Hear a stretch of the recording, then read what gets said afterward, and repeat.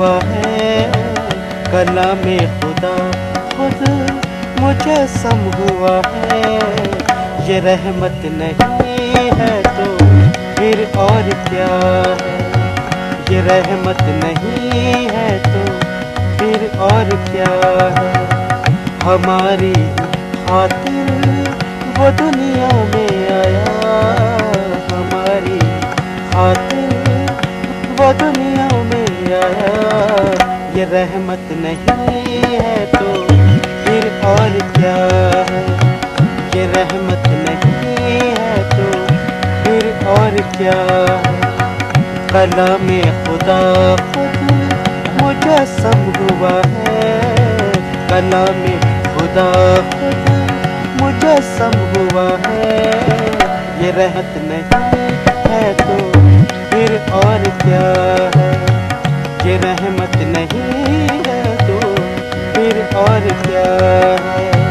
ये रहमत नहीं है तो फिर और क्या है।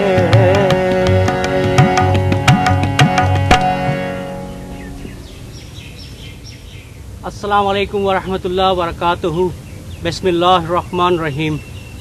किताब मुक़द्दस के मुताबिक हर वो शख्स जो पहले ही इंजील शरीफ और हज़रत ईसा अलैहिस्सलाम पर ईमान रखता है, उसको दूसरों को समझाने और उन सच्चाइयों पर चलने में मदद करनी चाहिए। ये सही बात है भाई फारूक, अब हर जगह पर हज़रत अल मसीह की तालीमात की पैरोकारी हो रही है। वो सिर्फ उसे एक ताकतवर नबी ही नहीं बल्कि सीधी राह के तौर पर मानने लगे हैं। उन्होंने अपनी कौम के अंदर ऐसे तरीके निकाल लिए हैं जिनके ज़रिए से हज़रत अल मसीह पर ईमान का इजहार कर रहे हैं। ये एक ऐसे तरीके की एक मिसाल है जिसके वसीले से अपने घरों में ही रिफाकत रखते हुए कलाम अल्लाह को सीख सकते हैं। हाँ भाई अनवर, इस जमात में आप अमली असबाक और गुफ्तगू के ज़रिए अल्लाह ताला और हज़रत ईसा अलैहिस्सलाम के मुतालिक सीख सकते हैं। इसके साथ ईमान में तरक्की करने की नई राहें और तरीके भी दरियाफ्त कर सकते हैं। आइए एक ऐसी ही हज़रत ईसा अलैहिस्सलाम की जमात को देखने के लिए चलते हैं।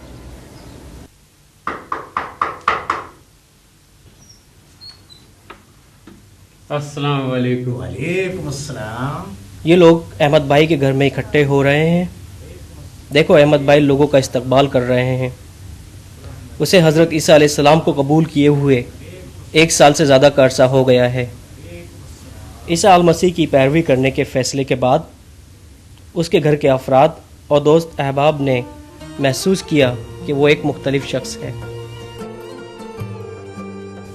अब वो पहले से ज़्यादा मोहब्बत करने वाला और ज़िम्मेदार हो गया है और अपने ख़ानदान के साथ हज़रत ईसा अलैहिस्सलाम पर अपने ईमान के बारे में गुफ्तगू करता है।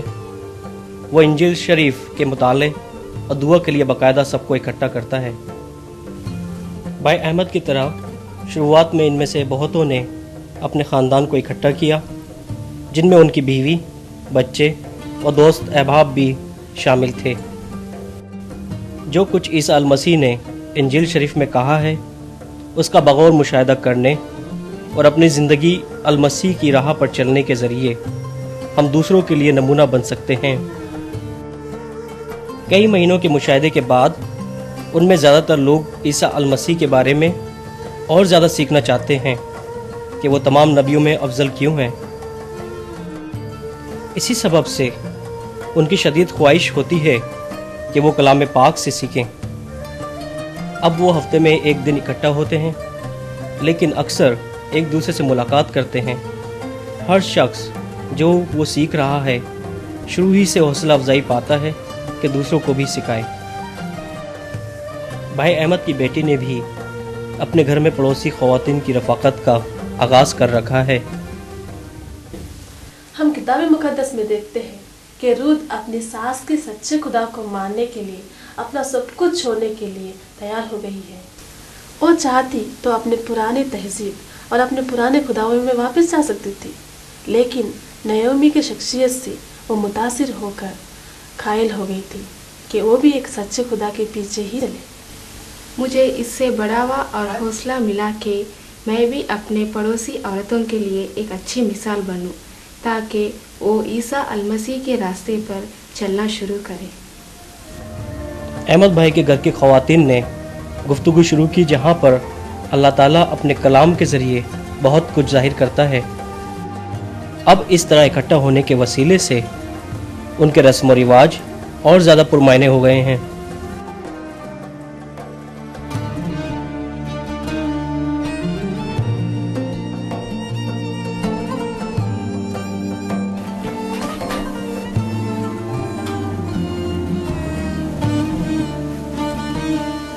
السلام علیکم ورحمۃ اللہ وبرکاتہ۔ وعلیکم السلام ورحمۃ اللہ وبرکاتہ۔ بسم اللہ الرحمن الرحیم۔ بھائیوں، آئیے ہم اپنے عیسیٰ المسیح کی تعظیم کریں، کیونکہ وہ ہمارے ساتھ ہیں۔ انہوں نے فرمایا ہے کہ جہاں 2 یا 3 لوگ میرے نام سے اکٹھا ہوں گے، میں ان کے بیچ میں موجود رہوں گا۔ اے عیسیٰ کلمۃ اللہ، ہم نہایت حلیمی کے ساتھ اپنے بیچ تیرا استقبال کرتے ہیں، کیونکہ تو نے ہماری شرمندگی اپنے اوپر لے لی ہے تاکہ ہم اپنی زندگی آزادی کے ساتھ گزار سکیں۔ تو ہمارا افضل کفارہ ہے، یعنی قربانی۔ ہم تیری بزرگی کرتے ہیں اور تیری مرضی کے خواہش مند ہیں۔ آمین۔ اس جماعت میں سبھی لوگوں کو میں خوش آمدید کہتا ہوں۔ ایک مہمان ہمارے ساتھ ہیں، بھائی سعید اپنے ایک دوست کو ساتھ لائے ہیں۔ کیا آپ ان کا تعارف کروانا پسند کریں گے؟ یہ میرے دوست بھائی سلیم ہیں۔ اکثر دفتر میں کام کے دوران میں ان کو عیسیٰ المسیح کے بارے میں بتاتا اور یہ اور بھی زیادہ جاننا چاہتے ہیں۔ آج شام شروع کرنے سے پہلے میں پچھلے کئی ہفتوں کا خلاصہ دینا چاہوں گا، کیونکہ قاسم بھائی ہمارے بیچ نہیں تھے۔ ہم نے یہ مطالعہ شروع کیا تھا کہ بے گناہ عیسیٰ المسیح موت کو قبول کیا، اور یہ بھی دیکھا تھا کہ نبیوں کی کتابوں میں نبوت کو پورا کیا، جو ہمارا افضل کفارہ تھا، ہماری قربانی۔ پھر ہم دیکھتے ہیں کہ کس طرح مردوں میں سے جی اٹھ کر اس نے گناہ اور موت پر فتح پائی۔ عیسیٰ المسیح نے اپنے شاگردوں سے کہا کہ مجھے اپنے باپ کے پاس واپس جانا ہے تاکہ میں تمہارے لیے جگہ تیار کر سکوں، اور اس نے یہ بھی کہا جب میں جاؤں گا تو روح قدوس کو بھیجوں گا، جو میرے ماننے والوں کے ساتھ رہے گا اور انہیں سیدھا راستہ دکھائے گا۔ عیسیٰ المسیح کے آسمان میں جانے کے بعد اس کے ماننے والے ایک کمرے میں جمع ہو گئے اور عبادت کرنے لگے، اور روح قدوس کے آنے کے وعدے کے پورا ہونے کا انتظار کرنے لگے۔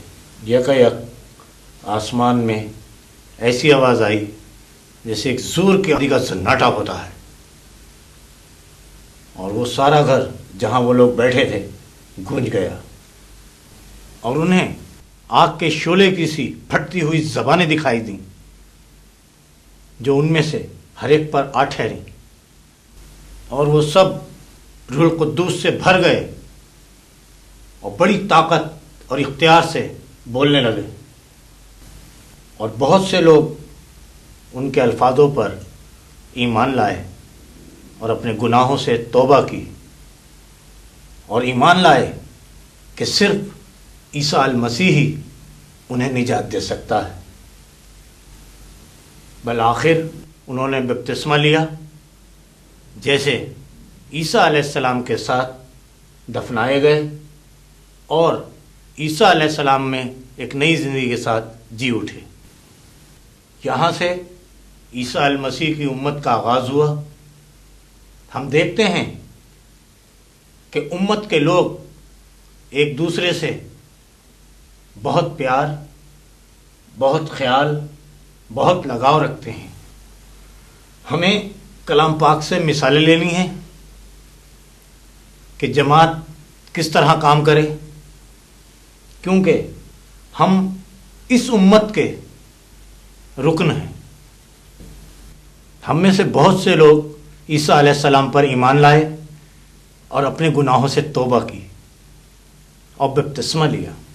کیا کوئی بتانا چاہے گا کہ گزشتہ ہفتے ملاقات میں ہم نے کیا سیکھا تھا، یا اپنی زندگی میں حال ہی میں ہونے والا کوئی تجربہ جو اللہ تعالیٰ نے کیا ہے، بتانا چاہے گا؟ گزشتہ ہفتے اللہ تعالیٰ نے ہمیں امت کی اتحاد کے بارے میں سمجھ عطا کی کہ کیسے ہم ایک دوسرے کی ضرورتوں کو سمجھیں اور پورا کریں۔ اس کے بعد ہماری بات چیت اور دعا کرنے میں اتنا اچھا وقت گزرا کہ ہم تقریباً آدھی رات تک بیٹھے رہے۔ ہماری یہ جماعت عیسیٰ المسیح کی امت کا ایک نمونہ ہے۔ یہ صحیح ہے سعید بھائی، یہ بالکل ایسا ہے کہ جیسے تمہارے ذہن سے پردہ اٹھا دیا گیا ہے۔ میں نے آپ کو اتنے جوش میں جب دیکھا تھا جب آپ کی بیوی کو پہلا بچہ ہوا تھا۔ آپ نے بالکل ٹھیک کہا۔ پچھلے ہفتے روح القدس کے بارے میں جان کر میں حیران رہ گیا، اور یہ جان کر کہ خدا نے ان معمولی انسانوں سے کتنے بڑے کام کرے کہ بیمار ٹھیک ہو گئی، اندھے دکھنے لگی، وہ میرے ذریعے بھی یہ کام کر سکتا ہے۔ میں نے سوچا بھی نہیں تھا کہ روح القدس کے ذریعے میں بھی اس طرح استعمال کیا جا سکتا ہوں۔ پچھلے ہفتوں کی ملاقات کے بعد میں گھر گیا تو دیکھا کہ میرا بیٹا بخار سے تپ رہا ہے۔ مجھے یاد آیا کہ حضرت عیسیٰ علیہ السلام کو ماننے والوں کو روح القدس نے طاقت دی ہے اور دعا کرنے کا اختیار، جس سے بیمار ٹھیک ہو جاتے ہیں۔ اس لیے میں نے اپنی بیوی سے کہا کہ ہم مل کر اپنے بیٹے کے لیے دعا کریں۔ میں حیران ہوا کہ آدھے گھنٹے میں میرے بیٹے نے مجھے آواز دی۔ میں نے دیکھا کہ اس کا بخار پوری طرح سے جا چکا ہے۔ الحمدللہ۔ الحمدللہ۔ آپ کو یاد ہے کہ پچھلے ہفتوں میں اپنے بہنوں پر کتنا غصہ تھا؟ اس ہفتے لیکن میں چونک گیا جب احمد بھائی نے مجھے بتایا کہ عیسیٰ المسیح نے اپنی جان دے کر ہمارے سب قرض چکا دیے ہیں تاکہ ہمیں اپنے گناہوں کی معافی مل سکے۔ اللہ تعالیٰ چاہتا ہے کہ میں اپنے بہنوں کو معاف کر دوں، کیونکہ عیسیٰ المسیح نے مجھے معاف کر دیا ہے۔ 3 دن تک میں اس کے بارے میں سوچتا رہا، کیونکہ میں اسے معاف نہیں کرنا چاہتا تھا۔ تب بالا آخر میں نے اللہ تعالیٰ سے کہا کہ اسے میرے گھر بھیج دے۔ وہ آ گیا۔ میں تصور بھی نہیں کر سکتا تھا کہ میں اسے کیسے معاف کر پاؤں گا۔ اسے دیکھ کر میں اس قدر حیرت میں پڑ گیا کہ میری آنکھوں سے آنسو بہنے لگے، اور اس کے بعد خداوند کے کرم سے میرے انتقام کا جذبہ ختم ہو گیا اور ہم نے ایک دوسرے کو معاف کر دیا۔ الحمدللہ۔ اوہ، بہت خوب۔ جب ہم اللہ تعالیٰ کی فرمان برداری کرتے ہیں تو ہماری زندگی بدل جاتی ہے، اور ہماری ہی نہیں، دوسروں کی بھی۔ ہم سب اللہ تعالیٰ کی فرمان برداری کے حکم کو ماننے کے لیے آگے بڑھ رہے ہیں۔ ہم سیکھ رہے ہیں کہ ہمارے کون سی روحیں، تصورات اور برے جن ہماری جماعتوں میں داخل ہو جاتے ہیں، اور ہم اللہ تعالیٰ کی روح کے ذریعے اپنے ایمان کی فرما برداری کرنا سیکھ رہے ہیں۔ اور کوئی شخص